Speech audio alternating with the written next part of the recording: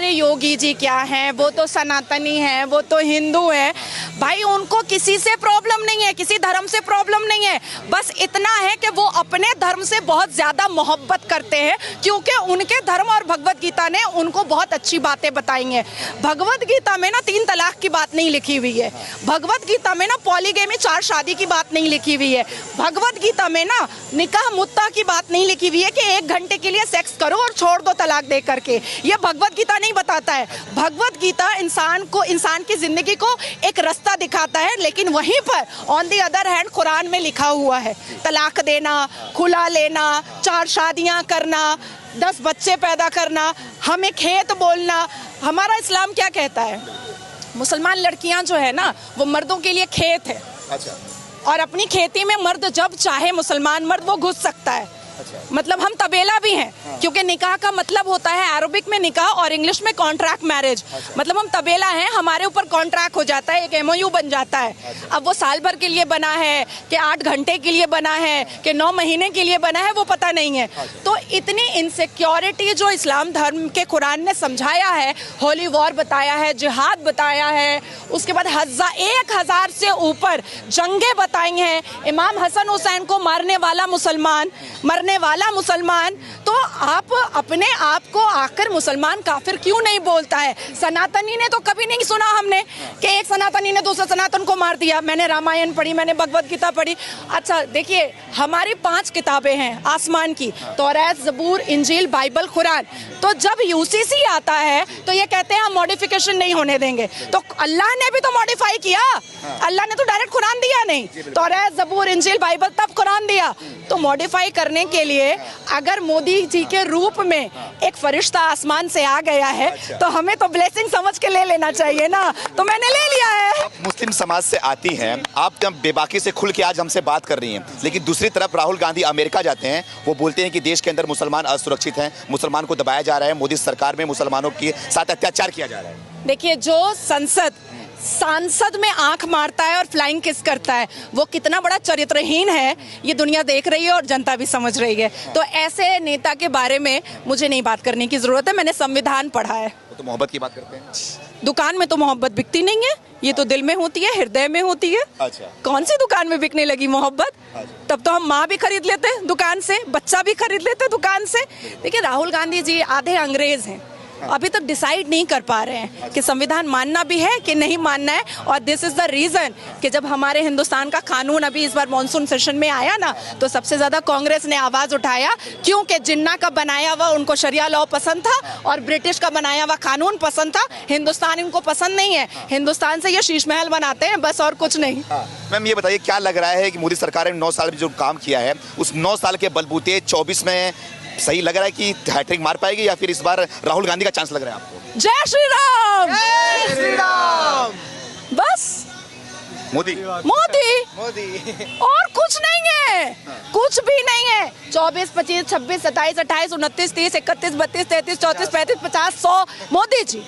हमारा आने वाला फ्यूचर भी कहेगा कि मम्मा ले आओ मोदी जी को फिर से, हमारा मुस्तकबिल अच्छा हो जाएगा। अच्छा। हम कामयाब हो जाएंगे, मुसलमान कौम कामयाब होगा, मुसलमान लड़के समझेंगे कि औरत का वैल्यू क्या होता है। 7 फेरे का मतलब 7 वचन होता है, चुटकियों में, फोन में 3 तलाक नहीं होता है। अच्छा। तो मुसलमान कौम के लिए मोदी जी ब्लेसिंग है, फरिश्ता है। तो ये क्या लग रहा है फिर, जो एक महागठबंधन हो चुका है, इंडिया नाम दे दिया गया है, ये कमाल नहीं कर पाएगी 24 में? देखिए, चोर को हम डकैत बोले, चोर बोले, चोट्टा बोले, उचक्का बोले, कमीना बोले, बात तो एक ही है ना, बात तो एक ही है ना। अच्छा। तो कोई भी नाम रख ले, चोर तो चोर ही होता है, कोई फर्क नहीं पड़ने वाला, कोई फर्क नहीं पड़ता है। अब चोर को चोर बोलिए या चोट्टा बोलिए, बात तो एक ही है। अच्छा। हाँ। तो क्या लग रहा है मैम, चंद्रयान तो ऊपर पहुंच चुका है, लोग बोल रहे हैं कि अब तो पाकिस्तान के बारे में खुल के बात करती हैं, तो क्या लग रहा है, पाकिस्तान के झंडे में चंद्रमा है, चांद है, और हमारे चांद पे तिरंगा है, तो क्या लग रहा है, क्या बोलना चाहिए? देखिए, जिन्ना एक ऐसा व्यक्ति था, पाकिस्तान एक ब्लफ है। अच्छा। पाकिस्तान एक ब्लफ है, भीख में कटोरे में दिया हुआ भीख है वो जमीन, ठीक है। और जिन्ना को ये बात पता थी कि वो देश वो कभी भी कामयाब नहीं करेगा। अब इसलिए उन्होंने क्या किया है कि अपने झंडे में ही चांद दे करके वहां पर लोगों को संतुष्ट कर दिया कि तुम इसी में संतुष्ट रहो। और क्योंकि जिन्ना को पता था कि सनातन धर्म कितना वास्ट है और कितना फास्ट है। हम तो चांद पर जाएंगे ये उसको पता था, इसलिए उस चंद्रमा और सितारा उसने झंडे में दे करके उन लोगों को कहा लॉलीपॉप लो और चुपचाप से बैठो। देखिए, मुझे तो लगता है कि हिंदुस्तान में जितने भी मुसलमान मोदी विरोधी हैं, उनको जा करके बॉर्डर पार कर लेना चाहिए और आटा और चावल के लिए लाइन लगा लेना चाहिए। मैम, मुस्लिम यहाँ के विरोध क्यों करते हैं मोदी को? मैं भी घूमता हूँ, लोगों से बात करता हूँ, लेकिन मुसलमान खाली बस मोदी से नफरत करते हैं, विरोध करते हैं, क्या वजह जो पढ़ा लिखा जो कम्युनिटी है ना मुसलमान में, कभी नहीं छोड़ रही हूँ, कभी नहीं छोड़ रही हूँ। जो पढ़ा लिखा कम्युनिटी है वो कभी भी मोदी विरोधी नहीं करता है, क्योंकि पढ़ी लिखी कम्युनिटी हमेशा एक्सप्लोर करना चाहती है, इंटेलिजेंट होना चाहती है, अपने आप को बहुत आगे देखना चाहती है, शिक्षित होना चाहती है। ये वो लोग हैं जो लव जिहाद किया करते थे, जो हिंदू बच्चियों को पहला फुसला करके ट्रैप में फंसाते थे, उनका कन्वर्शन कराते थे, चोरी डकैती करते थे, बीवियों को लात मार करके छोड़ देते थे, बीवियों को बच्चा पैदा करने की मशीन समझते थे।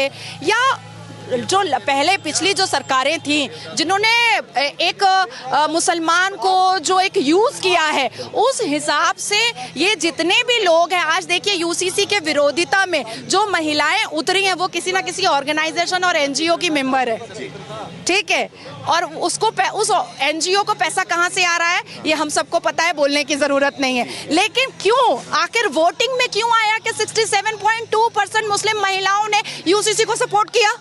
क्यों आया? बिल्कुल। तो सच्चाई तो दूध का दूध पानी का पानी हो रहा है ना।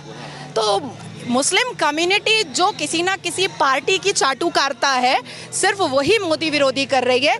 लेकिन जो इंडिविजुअल है, जो शिक्षित है, वो सारे लोग मोदी जी के पास है। मोदी जी क्या काम आपको अच्छा लगा? सारे काम, अच्छा, सारे काम, कोई भी काम खराब ही नहीं है उनका। बेरोजगारी का मुद्दा उठता है इसमें। अरे भाई, हम चांद पे पहुंच गए हैं, आप टमाटर पे अटके हुए हैं। वही तो सवाल है मैम, वही सवाल है। हमको नहीं अटकना है। हमारे बच्चे पढ़ रहे हैं, हमारी लड़कियां पढ़ रही हैं, हमारी बेटियां महफूज हैं, निर्भया नहीं हो रहा है, अजमल कसब नहीं आ रहा है, 26/11 नहीं हो रहा है, महाराष्ट्र में याकूब मेमन नहीं रह पा रहा है। अब इससे बड़ी बात और क्या हो सकती है?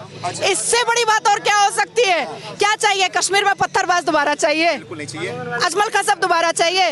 नहीं चाहिए ना। क्या चाहिए आपको? याकूब बेरोजगारी भी नहीं चाहिए।